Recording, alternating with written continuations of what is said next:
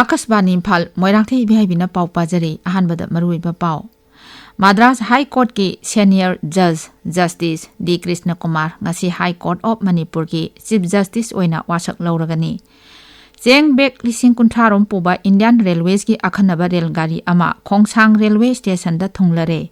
Rashtrapati Draupadi Murmu na ngasi Hyderabad ki Shilpa Ramda Mari Subat Lokmanthan haudoklagani amasung Englishing ani kunithoi amasung kulumdai ki Ustad Bismillah Khan Yuba Puraskar manasing ngasi New Delhi da pangthokpa thoram amada yentoklagani.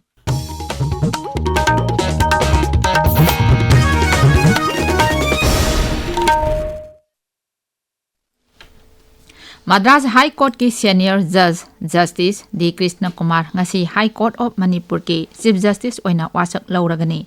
Wasak laubagi thoram haujik ngahaki matungda Imphal gi Raj Bhavan gi Darbar Hall da pangthokani. Rajapal Lakshman Prasad Acharyana Justice D. Krishna Kumar bu High Court of Manipur ki Chief Justice oina thabak paibagi wasak laugani. Mahang High Court of Manipur gi nipan suba Chief Justice oiragani. Justice Krishna Kumar na ngarang thabak tagi pothakraba Chief Justice Siddharth Mridul gi mahut silagani. Seng bek lising kuntrarom puba Indian Railways gi akhanaba railgari ama Khongjam Railway Station da thunglare aikhoi gi none paumi agui kamin hai railgari adu ngasi ayuk pung 10:35 rom tarakpada Khongjam Railway Station da thunglakhibani punna daba kumapan yawba seng khaktagi akhanaba railgari adu ngasi ayuk anganbada Jiribam Railway Station lanthokna Khongjam tamna lakhibani ngarang su sana thaknaba potlam sing mapungaina alu amasung tilho puba daba nipal yawba Indian Railways ki railgari ama None Zilla ki Khongjam Railway Station da thungkibani. Imphal Jiribam lambi gi ke sinam amadi Saijangkul ani gi marakta leiba nungdalanda ngarang chingning khairakpadagi lambi phauna khidaba mafam aduda construction company Ganpati ki kangbuna excavator manga sijinaduna lambi thingjiliba du phauna naba kanna honari aikhoi gi none paumi agui kamina lambi phauna dabana maram oiduna Jiribam lomdagi lakpa pochai puba gari kaya haujik none da panduna leiri hairi. Tha asigi taramato da khulai paibasingna pharaga pokhraba matung tamthina hatok pikraba Jiribam da angang amasung nupi ahum yauna mioi mapan gi aroiba pathongmangam ngasi pangthoklagani laikhidaba singi haksang adu Silchar Medical College dagi Jiribam gi CSO sing amadi miyamna security force ki akanba section thoranga loinana Jiribam tamna purakna ba thorang tauri laikhidaba sing adu jila asigi ningsing khulda aroiba mathongmangam pangthongnaba mapung phana sem sare. Imphal East, Imphal West, Bishnupur, Thawbal amasung Kaksing da ngasi ayuk pung 5 dagi namit yungba pung 12 phawa curfew komthokhi. Curfew komthok lingai manung da Imphal yauna atai jila singi manak nakba kaithel singda miyamna pochai leinakhi. Imphal gi tulihal da leiba Territorial Army gi Cham 35 suba Infantry Battalion da hayeng recruitment rally ama pangthokadoriba asigi yenglaga mafam asigi akoibada lambi sathok chachinda ahongba khara leiragani hairi Rajgi Traffic Control Police Wing gi SP Pramesh Arambamna thokpa cherol amada hai airport ki thokpham gate gi Malom Bazar gi crossing phawgi marakta leiba lambi gi makha thangba saruk ngasi numidang wairam pung 3 tagi thingjillagani aduga lambi gi awang thangba sarukta two-way road on tuna gari sathok chachin tawgani masi hayeng pangthokadoriba recruitment rally asi loidriba phawa chatnagani hairi. Nagaland gi Mukhyamantri Nephew na Kendra gi Griha Mantri Amit Shah ga ngarang New Delhi da unaduna raija gi tongan ba wafam singi matangda wari chanakhi wari chanaba du da lusingba ni na Naga political issue Eastern Nagaland political issue Nagaland Assam border gi matang amasung raija gi chakot thorangi project singi matangda khanakhi tabiriba pawasi Akashbani Imphal da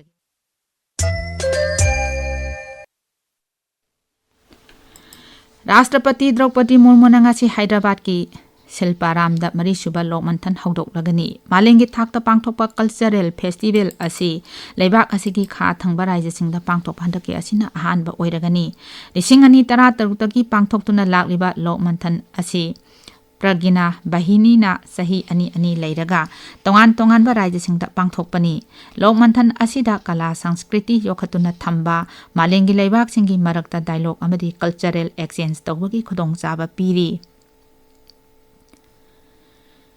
Kendragi Culture amasung Tourism Mantri Gajendra Singh Shekhawat ana ing 2022 amasung 2023 Ustad Bismillah Khan Yuba Puruskar Manasing ngasi New Delhi da pangthokpa thauram amada yenthok-lagani. Leibak asigi naha artist marphu nithoi da mana asi khusinagani Sangit Natak Academy na mana asi Bharat Ratna Ustad Bismillah Khan gi mingda ing 2003 hauna sahi nipugi manungda tongan ba artist sing da piduna lakpani. Isai Jagoi, drama, folk, amasung tribal art form yauna atay performing art singbo pukning thawgat po oina mana asi pibani. Mana panggadaba singi Manipuragi oina English ani kuni thoida Jagoi da Urimika maibam amasung nat sakrintanda Moirangthem kendra singni English ani kulumdoi gi oina mana asi panggadaba singi manungda Jagoi da program ripa amasung creative and experiment music da saikhom pinki yauri. Pradhan Mantri Narendra Modi na hairi Bharat amasung Guyana na kala Sanskriti amasung cricket achetpa mari leinari. Georgetown da leiba National Cultural Center da pangthokpa thoram amada leibak aduda leiba Bharat macha singna kala Sanskriti amasung satna lonchat kaya ngaktuna leirambagi damaksu Pradhan Mantri na thagatpa phongdokhi. Madugi mamangda Pradhan Mantri Guyana gi Georgetown da leiba ऐतिहासिक oiraba Prominent Guardian da satuna mafam aduda leiba Mahatma Gandhi mitam da ikai khumnaba utkre. Mitam asi kumja 1958 da Mahatma Gandhi gi chama suba mapo kumon numita khinkibani. Bapuna santi amasung ahimsa gi lamda piramba khodol aduna malengi miyoiba khunaibo lamjingli haina Pradhan Mantri na phongdokhi. Pradhan Mantri na Arya Samaj Monument asu lei katuna ikai khumnabu utki. Guyana da Arya Samaj gi ihona sahi chama mapung pharakpaga mari lenana kumja 2013 da monument asi maikum hangthokhi bani.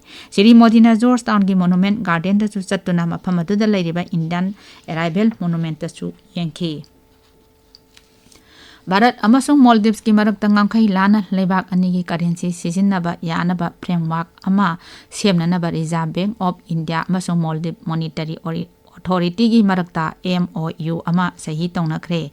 MOU adu RBI gi Governor Shaktikant Das amasung Maldives Monetary Authority gi Governor Ahmad Munawar na sahi tongnakhi. MOU asina leibak ani gi marakta sale transaction tawbagi ayaba piri. Goa da ngarang dagi hauduna pangthokliba yangkhai manga suba International Film Festival of India gi ngasi nini chanba numita maming lerba film humudra hena utkani. Film sing ngasi malengi tongan ba leibak singi lol amasung technique sisinaduna utkani. Saknariba filmmaker Bidhu Binod Chopra, Nagarjuna Akineni amasung Mani Ratna Mana miyamga unaduna wari sanagani. Bihar na yumbu oiduna mathang sahi 2025 gi April da Khelo India Youth Games amasung Para Games pangthoklagin haina Kendra gi Youth Affairs and Sports Mantri Dr. Mansukh Mandaviya na lakthokre.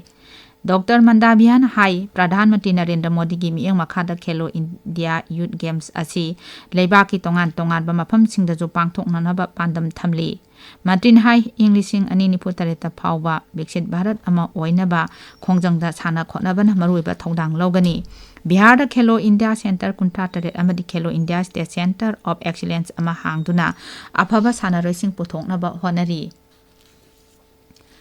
China gi Shenzhen da chathariba China Masters Badminton 2023 gi nupa gi singles ki quarter final da Bharat ki Lakshya Sen ga Denmark ki Anderson Anton Sen ga ngasi sanaragani.